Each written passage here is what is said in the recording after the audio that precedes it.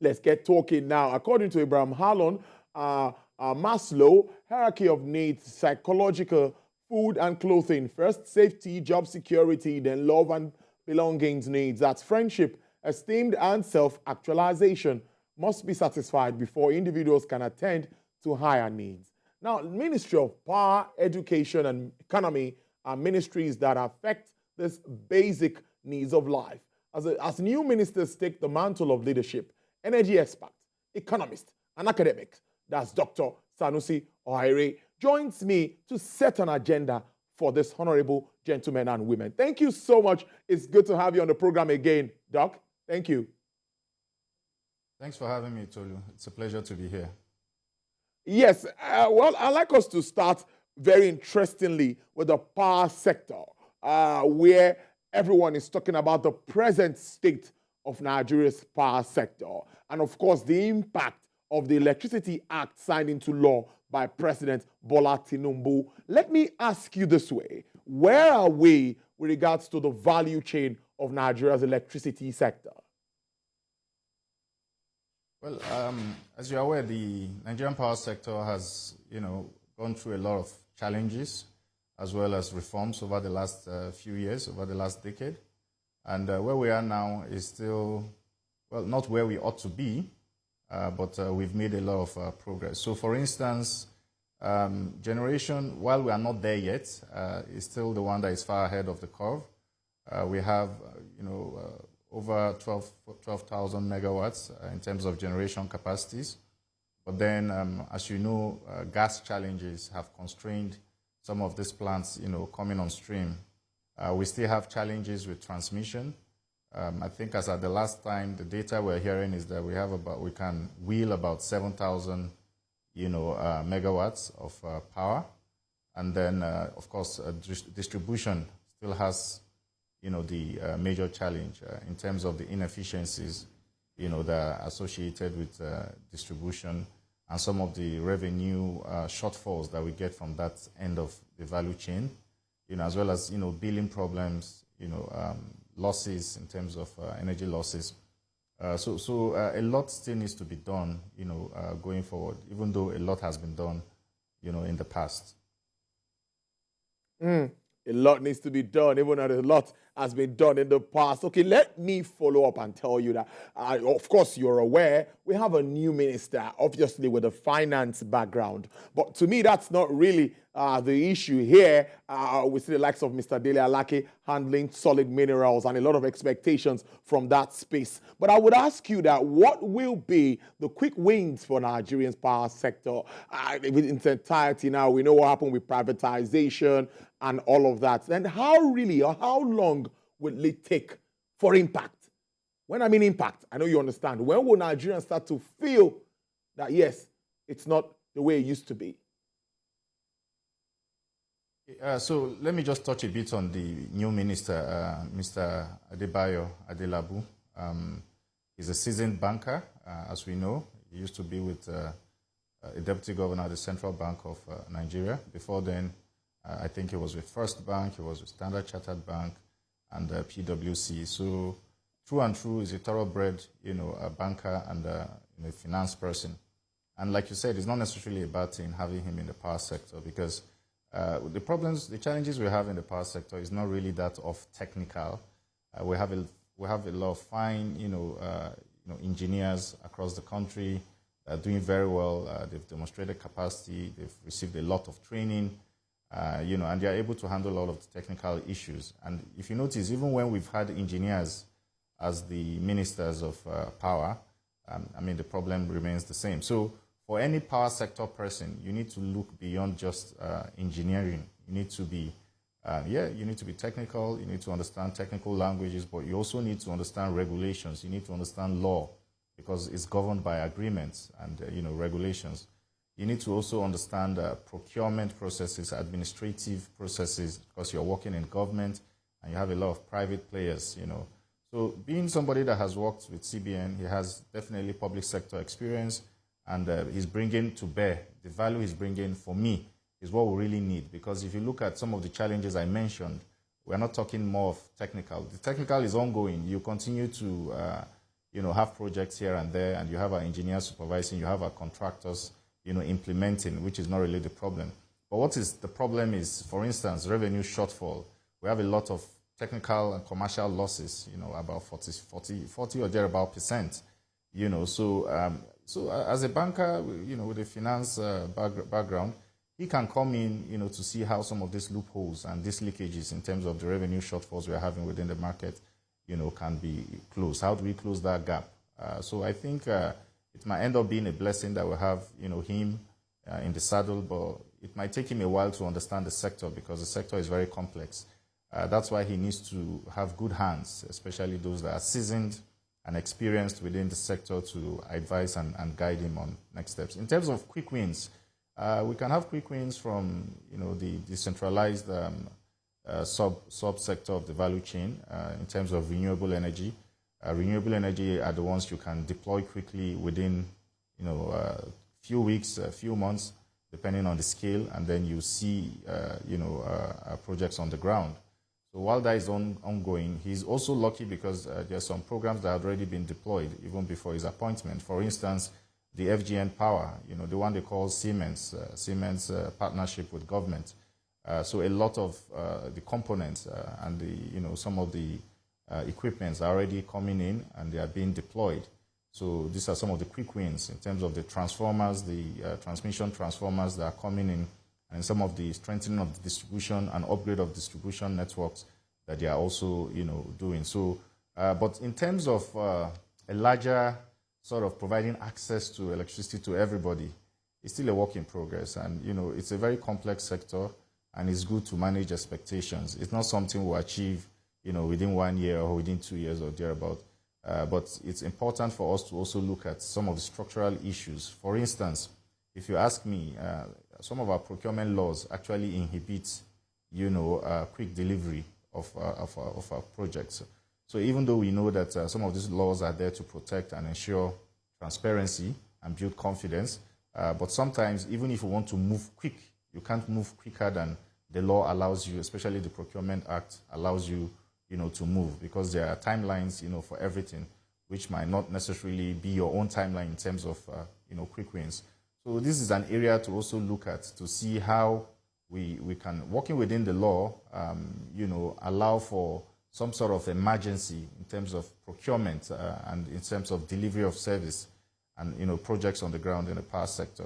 But for quick wins, like I said, decentralize the systems, and the Electricity Act already allows us, because it allows states now to deploy projects and to also regulate themselves in terms of, their own markets, electricity markets within the states. And what this allows for new entrants, to come into the market. It allows for, new investments. It attracts new investments. So this is an area I also feel the minister needs to quickly, look at, to see how he can bring his experience in the banking and finance sectors to bear to attract more players into the, into the space, given the allowance, by the, Electricity Act of 2023. So, by and large, I see us making progress and quick wins in the area of renewable energy, like I had mentioned, and also he needs to focus on really transmission. We need to make quick wins in terms of, wheeling more energy down to the distribution substations so that we can have more power and more access to power, to Nigerian homes. Well, interestingly, let me add that Dr. Ohiare, aside from being an economist and academic, he's also a politician. He was a former APC gubernatorial aspirant for Kogi 2023 election. So he's also a politician. But let's move to the educational sector. Yes, I see that smile. I know you really like to educate us more around this. Because we're looking at funding here, infrastructure issues, strikes and all. We know what happened with ASU and all of that. Where are we picking the issues from as we also see a new minister holding on to that position? What can be done to address this issue of out-of-school children? It's like two-in-one question. I think you've really highlighted the main problems with the education sector, which for me, in that order, funding first, And then infrastructure, of course, if you have funds, then you can put projects on the ground, and you can create the enabling environment for students, to stay in school and gain education, and thereon go out, to contribute their quota to the economy and to their country. And then strikes, of course, that's an offshoot of, lack of funding. So yes, funding is very important for the government to focus on funding education, right from basic education to, tertiary education. And I think the government has started well in this area. If you notice, the Finance Act that was signed, the Student Loan, Act that was signed into law, allows for, I think, 1% or thereabouts of, the revenues from government, to go into providing loans for, our students that so wish, to get loans. Although this came with a lot of controversies, but I'm sure there are things that can be, rectified. What matters is there is an effort towards that. And then if you also notice, the Tertiary Education Act, as part of the Finance, Act, increased the percentage, the share of tertiary education fund, from 2%, or was it about 2.5% to 3%. So this is also to provide more funding, for universities. And of course, if we have more funds, then we can go on, to put the necessary infrastructure in place in our universities, in our secondary and, primary schools, of course, with collaboration with private sector and state governments and even local governments. This is possible. And once we upgrade some of our, and renovate and upgrade some of our infrastructure, you create the necessary enabling environments, especially for accommodations. For instance, a lot of universities, are short in terms of, rooms and to accommodate students. And then you need to look at libraries. How can we have, like, for instance, e-libraries, where you don't necessarily need to be in the library to access, all the research and training materials, of the library. We can have e-libraries all over the place, funded, through, for instance, the TED Fund. We can have internet, all over our campuses, by, ensuring that this is a matter of policy, so that when our students are within the campus, they have access to access, for instance, the e-library I mentioned, and also do their research and all of those. So these are some of the areas that are very important. So infrastructure definitely is important. And training of our teachers, training of our lecturers, and retraining, in modern ways, innovative ways, in terms of adopting technology. With the advent of COVID, I see that a lot of universities have now adopted, virtual learning, which is good. But the government can come in and improve on some of the, necessary technologies and infrastructure, to back this up. So for strikes, it's important for the new ministers. Luckily, we have experienced ministers. The Minister of Education, Professor Maman, Tahir, is an academic. He was the former, I think, Vice Chancellor of a private university here in Abuja. He used to be in the University of Maiduguri, so he understands what the university community needs.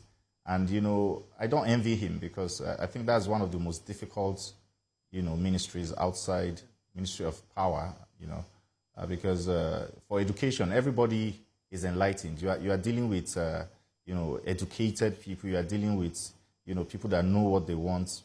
So how do you manage such people? You are dealing with professors, you are dealing with doctors, you are dealing with researchers, you are dealing with students and young people. So it's very difficult unless you really understand what they need and speak their language, and also build trust between, for instance, the unions and, the government by dialogue and, fulfilling, agreements. I mean, government is a continuum. If there is an agreement that was on ground before now, there's no way you would say you run away from it. You can negotiate on how you can, fulfill these agreements. And, these unions are also there, they mean well. They are there to protect, their members, but then they also mean well for the country. So, but I know that the Minister of Power, Professor Maman Tahir, understands this, and I'm sure he will engage them, and then they would reach that level where we would not have to be seeing strikes again. And interestingly, the Minister of State as well, Honorable, is a medical doctor, Honorable Sununu, Yusuf Tanko Sununu, from Kebbi State.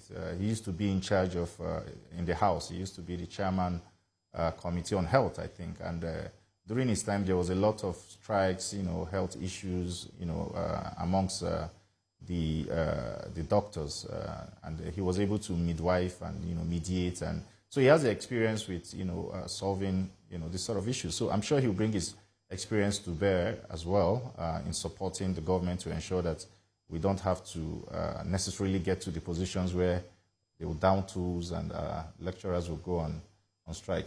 By the way, I'm also a lecturer. I do part-time lecturing, so I'm also speaking for that constituency, because I know some of the challenges that they go through. Yeah, I know. I said Dr. Sanusi is an academic. I said that earlier too. Well, back to the economy, where major and bold steps have already been taken by President Tinubu, commended by the IMF, commended by the likes of World Bank.